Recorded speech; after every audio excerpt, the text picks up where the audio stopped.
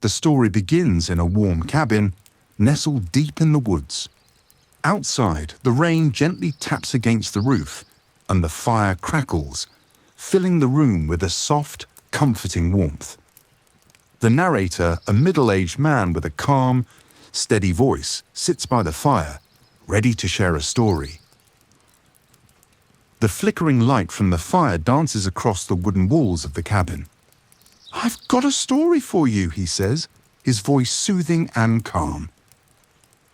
A tale passed down through the generations, one that I'm sure you'll find just as comforting as the fire we sit by. Long ago, there was a valley hidden between tall mountains. The man begins, his voice low and inviting.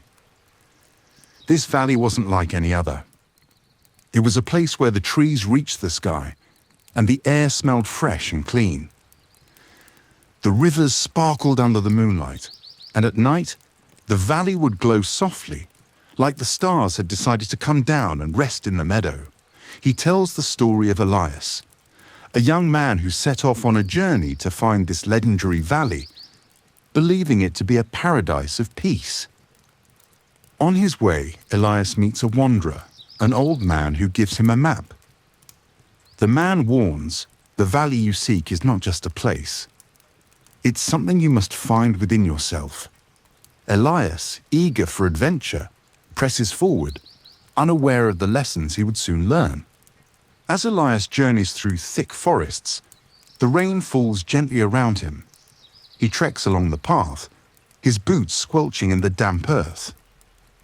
One day, as the sun sets, he comes across a river, its waters glowing faintly under the light of the moon. Intrigued, he follows the river upstream until he reaches an ancient temple, its stones weathered and covered in moss. Inside the temple, Elias finds a statue of an old sage, and beneath it, an inscription, "The greatest peace lies not in distant lands, but within your heart." In that moment, Elias realizes that the valley he had been searching for was never a physical place, it was a state of mind. A sense of peace that comes when you let go of the chase and embrace what is in front of you. Elias returns to his home, changed.